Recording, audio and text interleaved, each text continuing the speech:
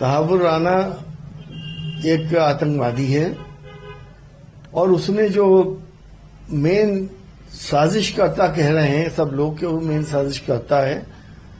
जाहिर है इसके प्रूफ मिलने के बाद उसको सख्त से सख्त सजा मिलनी भी चाहिए। ये सिर्फ ऐसा ना हो कि चुनावों को देखते हुए ये सब कुछ किया जा रहा हो। कानून अपना काम करे और ऐसे आतंकवादियों को कभी भी बख्शा ना जाए। संजय राउत का हो सकता है, ये सरकार से कोई उम्मीद तो है नहीं, किसी वक्त भी कुछ भी कर सकते हैं। वोट हासिल करने के लिए ये कुछ भी किया जा सकता है। भाजपा नेता दिलीप घोष कहते हैं, देखिए पूरे हिंदुस्तान में भगवा झंडे लहराए जाते हैं और धार्मिक जुलूसों के अंदर भी इसका इस्तेमाल किया जाता है। ये कोई नई बात तो है नहीं। अगर कोई इक्का दुक्का कोई ऐसी बात हुई है तो वो गलत है। और जिस तरह से और मुल्कों के झंडों की बात है, वो मेरी बात समझ में नहीं आती कि जब कोई मुल्क का हेड ऑफ द स्टेट आता है तो सारे झंडे लगाए जाते हैं। बड़ी कोई कॉन्फ्रेंस होती है तो फलस्तीन का झंडा भी लगता है और चीजों का ही लगता है।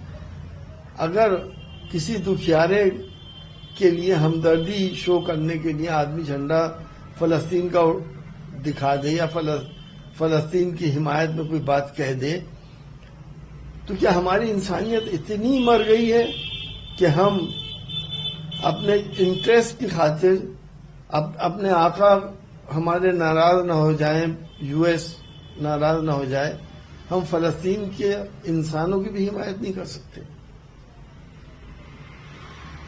वाराणसी में आज प्रधानमंत्री नरेंद्र मोदी, तो आप अखबार उठा के देखिए, रोज के अखबार में बलात्कार ही बलात्कार नजर आते हैं।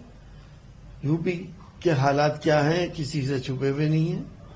सुप्रीम कोर्ट तक जब यूपी की लॉ एंड ऑर्डर को क्रिटिसाइज कर रहा है और डांट लगा रहा है सरकार को, तो हमें ये सोचना पड़ेगा कि आखिर ये हालात कब तक रहेंगे और ये कंट्रोल क्यों नहीं हो पा रहे। देखिए तारीख नहीं बदली जा सकती। तारीख के अंदर जो हुआ है वो सबको मालूम है कि बाबर को कौन लेके आया था और उसके बाद बाबर की खुद नीयत खराब हो गई और उनकी भी बाद में जंगें शुरू हो गई।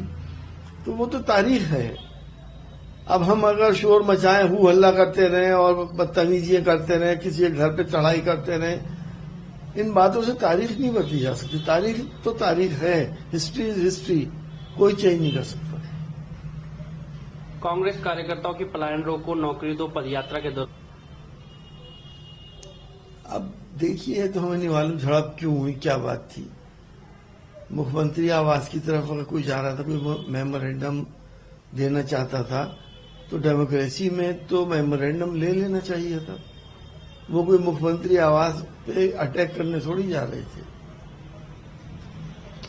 वक्फ कानून के खिलाफ प्रदर्शन के दौरान मुंबई पुलिस, अगर संविधान के दायरे में प्रदर्शन हो रहा है तो वो गलत है। इस तरह से किसी को डिटेन करना, ये दमनकारी सरकार है और ये हिटलर से भी दो कदम आगे बढ़ गई है। बस लोगों को मारना बाकी है, गैस चैम्बर्स में रख के। बाकी तो काम जो हिटलर ने करे थे वही हमारी सरकार कर रही है। प्रदर्शन होना भी चाहिए, क्यों नहीं हो प्रदर्शन। हम डेमोक्रेटिक कंट्री के अंदर रहते हैं, लेकिन गूंगी वैरी सरकार कुछ सुनती नहीं। कानून बना देते हैं और एक प्रोपेगेंडा पूरा इलेक्ट्रॉनिक मीडियम पे चलता है कि बड़ा फायदेमंद है, बड़ा फायदेमंद है, ऐसा है वैसा है।